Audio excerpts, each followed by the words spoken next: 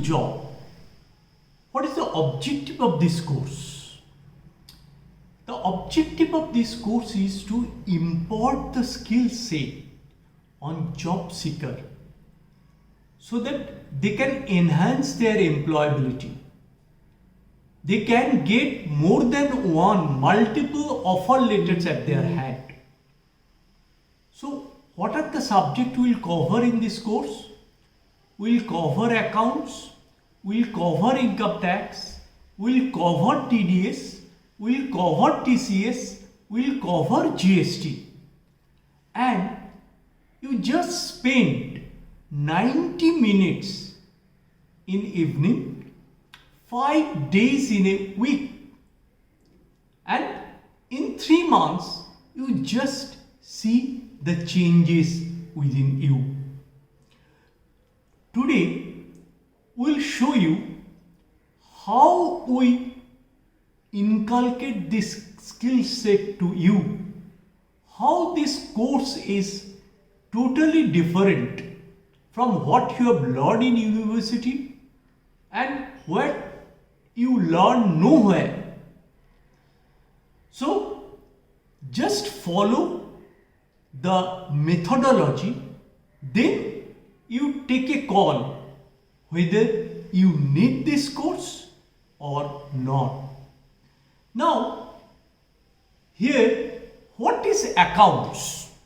For that purpose, I just like to tell you that accounts is mainly for business. So, business and how the accounts is linked with the business. That concepts you need to be clear in your mind. What is business? Business is nothing but sub transactions. Collection of sub transactions is in the business. So these transactions are basically the two types. One, transaction from seller perspectives, another is the buyer perspectives. So in a transaction you need two entities, one is seller, another is buyer. And what is the origin of that transaction? Origin of the transaction is the invoice.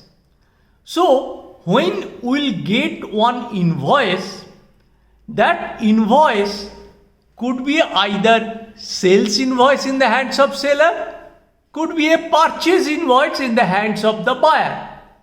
So whether this invoice is a seller's invoice or it is a buyer's invoice, that depends. You are the accountant of whom? If you are an accountant of seller, then it will be the seller's invoice. If you are the accountant of buyer, then it will be considered as a buyer's purchase invoice. Right? So, in this business, again we are going back to the business. So, what is the objective of doing business? Doing business objective is to earn profit. And how we can earn profit? To earn the profit, there must be a income and there must be a expenses. So we will earn profit if our income is more than expenses, then there will be profit, and we will incur loss when our expenses is more than income. So computation of that income and expenses in the accounts is one of the main function of the accountant. Now, apart from this profit and loss, what we need to run the business? That is, everybody said that we need money to run the business. So what is money? That is nothing but the fund. So to run the business, we need a fund. So any fund, first we need to know the source. Who will provide us the fund? This source again can be two types. Either we can have a source from my own fund, our own fund, that means we have some past savings that we can use at my source, or we can borrow fund from others. So these are my sources of fund. Similarly, after obtaining this fund, I have to roll that fund to run the business, to earn income or incur expenses. So, for rolling up this fund, what we need? That is the application of the fund. So, what is the application of the fund? Application of the fund is that either I can use this fund either for purchase of assets or payment of liability. So, for these two purposes, I can use my fund either for purchase of assets or for payment of liability. So, in business we have seen that business is nothing but collection of certain transactions.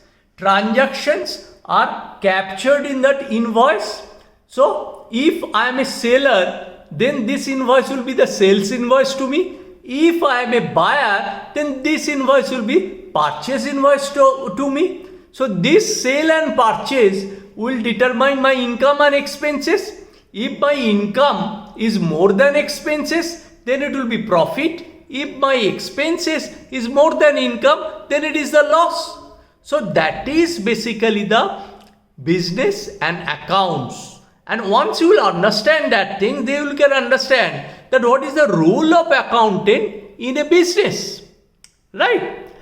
Now, this income or the expenses which results in either profit or loss, that's where we need to capture in the business. It will be captured in the profit or loss accounts. So if we see the profit and loss accounts, in the left side we are seeing all the expenses are recorded here, and the right side we have seen this here, all the income is recorded here. So all my expenses and income is recorded in profit or loss account, and if my expenses is less than income, then I will result in profit, and if my expenses is more than income, then it will be results in loss. So accountant's role is that to capture these expenses and income in the profit or loss account, so that owner of the business will come to know whether he has earned profit or incurred loss. So that is basically the one aspect of the business. The other aspect of the business what we have discussed, that is the fund. Fund, to run the business we need fund, and for fund, whatever the sources of fund, that we need to capture in a statement, which statement is known as the balance sheet. In the balance sheet, the sources of fund is captured in the left sides, which is also known as the liability sides. So these sources of fund we have already discussed. There are two sources, either it will be own fund or it will be others. So it is called either it is a capital or it is a loan.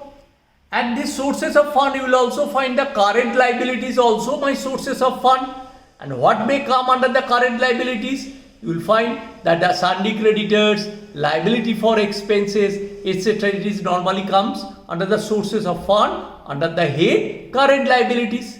Similarly, in the funds we have seen, the funds once we have gathered, then we need to utilize the fund for application, just to roll my business, roll my transaction. This application of fund is also captured here. How it is captured? In the right side of the balance sheet, which is the application of fund and known as the assets. So it could be the fixed assets, it could be the current assets. Current assets also divided, either it could be the debtors, it could be the receivables, it could be the stock, it could be the cash and bank balance. So that is the balance sheet. So in a business there is a transaction, and from these transactions it results in either profit or loss. To run the business, we need the fund. Fund is coming from the sources which you have utilized, and my sources of fund and application of fund is captured in balance sheets, and my profit or loss, that is income or expenses, that is captured in my profit and loss accounts. So every business to an accountant, the most important aspect is the invoice. So when as an accountant we will see the invoice, first we need to determine I am going to record this invoice in whose book. That means I am an accountant of the seller or I am an accountant of the buyer, because my accounting treatment of the invoice will vary on the basis of whether I am a seller's accountant or I am a buyer's accountant.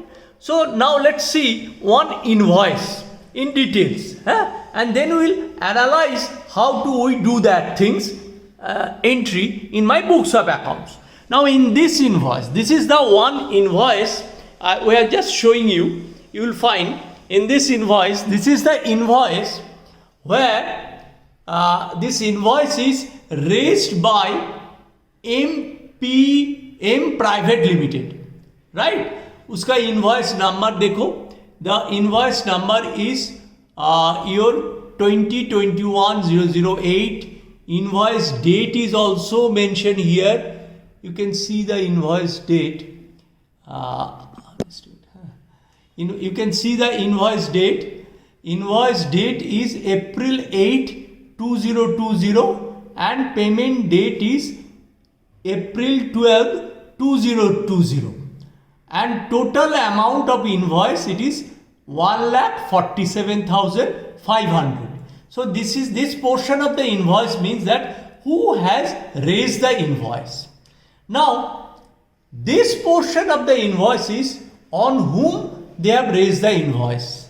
So if we see, this invoice has been raised on A Private Limited, and what we are getting? We are getting the GST number of the party on whom the invoice has been raised. So this is the GST number of the party. So what? So here also we need to know what is GST number, because when you will take a registration under GST, you will get a GST number, and that number will be mentioned in the invoice. So in the customer details for the A Private Limited, the GST number is mentioned here, right? Now thereafter the address of the customer, which is A Private Limited, that is also mentioned. Now what is the next portion of the invoice? That is the service invoice. So what service it is they are providing? If we see the service, so it is a service of digital marketing. So digital marketing service is provided here, and in this service they are also mentioned one number, SAC, that is the Service Accounting Code. This code is required to find it out what will be the GST implication on that service. That is why this SAC code is mentioned, and a description of service is also mentioned, that is the search engine optimization. So these are the basically the service description with service accounting code is mentioned in the particulars column. And if we see this one, there the price is mentioned. What is the price of the service? One service price is 85,000, another service price is 40,000, right? So total service price is, if you see, the total service price is 1,25,000. Now on this 1,25,000, the supplier has charged a GGST, CGST 9%, SGST 9%. Now what will be the rate of GST? That will again depend upon your SAC number. What is the nature of service? What is the service accounting code? That as an accountant we need to know. Only then we will be able to identify what will be the GST number. Now the GST types, CGST, SGST, when CGST, SGST will be applicable, that also we need to know if it is a local supply, only then CGST, SGST will come. So how will come to know from the invoice whether it is a local supply or not? Because if the supplier and the recipient both are located in the same state, then it will be the local supply. So if we see the supplier is AIM Private Limited. Where it is located? It is Mumbai, Maharashtra. And who is the customer? Customer is the A Private Limited. Where it is located? Navi Mumbai, Maharashtra. So both supplier and the customer located in the same state. That is why supplier has charged the GST, CGST 9%, 11,250 and SGST 9%, 11,250. So total amount is now coming 1,47,500. So here you see the invoice value is 1,47,500, but the taxable value, actual taxable value is 1,25,000. So the supplier will get 1,25,000. But this tax component, supplier is required to collect and to deposit to the government. And the purchaser, who, that is the A Limited, who is paying the GST, they are entitled to get some credit to discharge their tax liability. Now let's see, if you are an accountant of A Private Limited, then what will be the accounting entry you need to pass and what are the tax compliance you need to keep in your mind.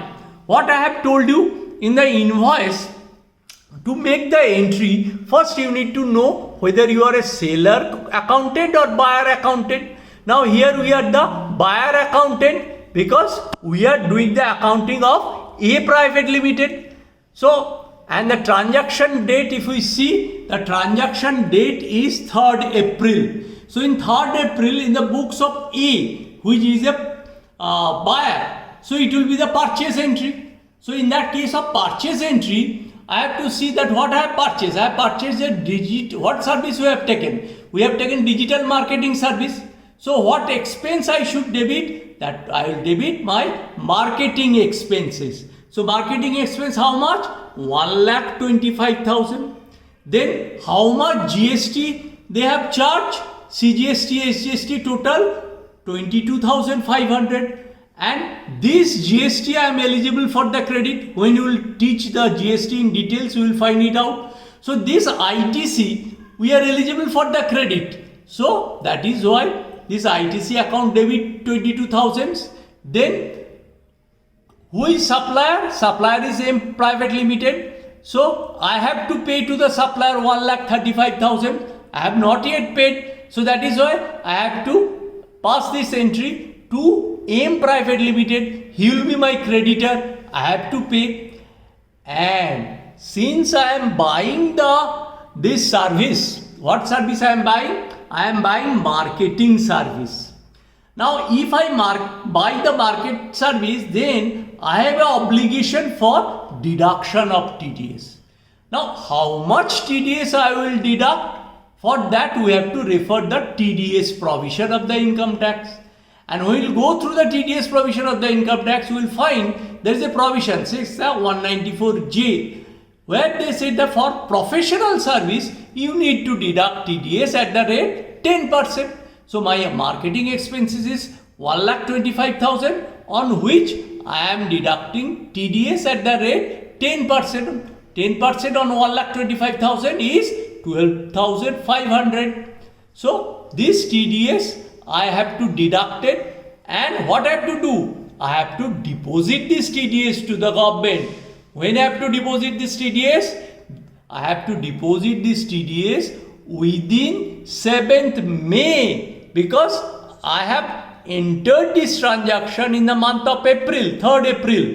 As per the law, whatever the TDS you have deducted, that you are required to deposit by 7th May of the subsequent month. So this TDS, what I have deducted under section 194J, that I have to book as my liability to TDS. Now, if we make the posting, so what are the ledger head? First is the marketing expenses. So this marketing expenses is my expenses. And what we have learned, that expense things will go to my profit or loss accounts. So let's see where it is going. If we see my profit or loss accounts, let's go to the profit or loss accounts. This is the profit or loss accounts. So in the profit or loss account side, expense sides, in this expense sides, this marketing expenses of 1,25,000 will come to my profit or loss account sides. Now, second head, we will see the ITC. I have told you this ITC is my credit. Whatever the ITC I have paid, it will be available as a credit to me for discharge of my GST liability. So this ITC will be my assets, because this is my sources of, I will use for the purpose of setting up my GST liability. So this current asset will go to my balance sheet. This is my balance sheet.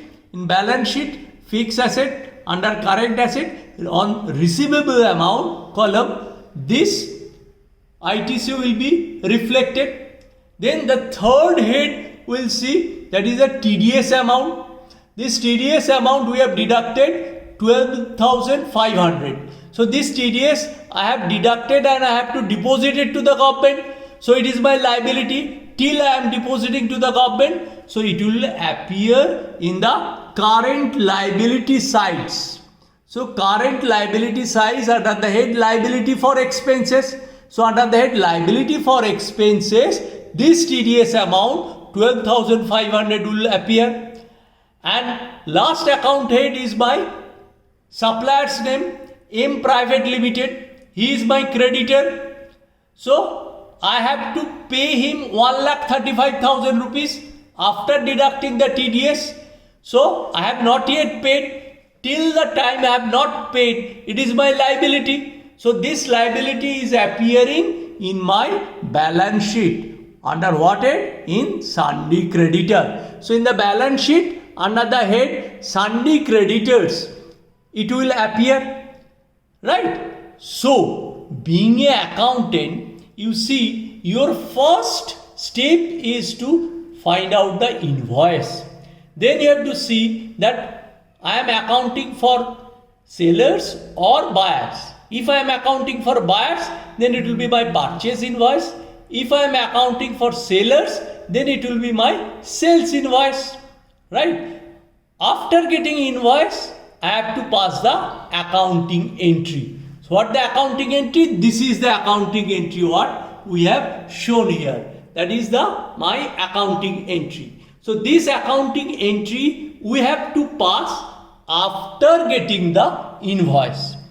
After this accounting entry, what will happen? That will be the ledger posting. What is ledger posting? This one, the ledger posting, where we have posted that things. If you see the marketing, ITC, TDS, then M Private Limited, all the T-shape accounts, that is called the ledger, where I am posted this thing. That is called the ledger posting.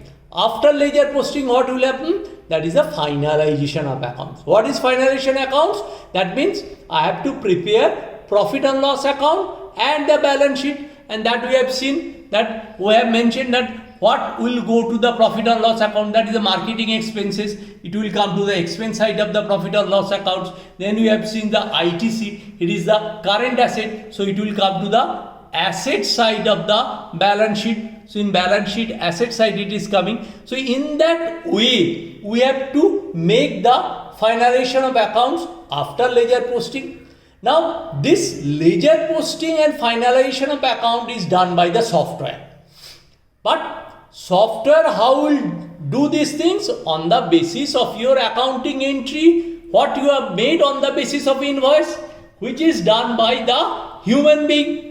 So if there is any error in this stage, accounting entry done by the human error, then this software can't help you. That will be the GIGO, garbage in, garbage out. If you commit in error here, then entire thing will be wrong. Your ledger posting will be wrong, your profit and loss account will be wrong, your balance sheet will be wrong. So that is why it is very much essential for the accountant to be clear about the concept of the accounting entry. So that is say the good accountant can visualize the transaction at the entry stage. Okay, so entire thing you will be able to understand once you join the course. After 3 months you will become champion in accounts and taxation. Thank you.